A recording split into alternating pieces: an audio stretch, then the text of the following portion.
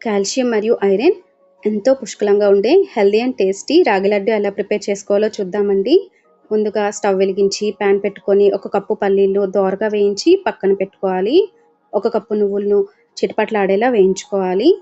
4 స్పూన్ల గీలో dry fruits వేయించి పక్కన పెట్టుకోవాలి. అదే గీలో 1/2 కిలో వరకు రాగి ఫ్లోర్‌ని సన్నటి సెగ మీద మంచి సువాసన వచ్చే వరకు వేయించుకోవాలి.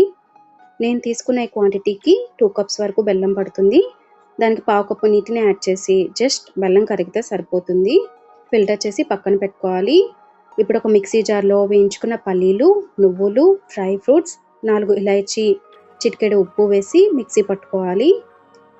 ఈ మిశ్రమాన్ని వేయించుకున్న రాగిపిండి మిశ్రమంలో యాడ్ చేసుకొని బాగా మిక్స్ చేసుకోవాలి.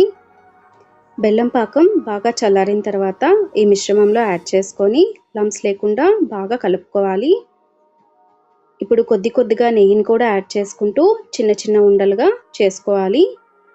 నేను తీసుకున్న ఈ క్వాంటిటీకి నాకు 20 నుండి 25 వరకు లడ్డూలు వచ్చాయండి. ఇందులో పల్లీలు, నువ్వులు యాడ్ చేయడం వల్ల రాగి లడ్డు నోటికి అంటుకోకుండా కమ్మగా ఉంటుంది. ఒక్కసారి చేసి పెట్టుకున్నారంటే చిన్నపిల్లల నుండి పెద్దవాళ్ళ వరకు ఇష్టంగా తింటారు. మీరు కూడా ఈ లడ్డు ట్రై చేసి ఎలా ఉందో కామెంట్ చేయండి.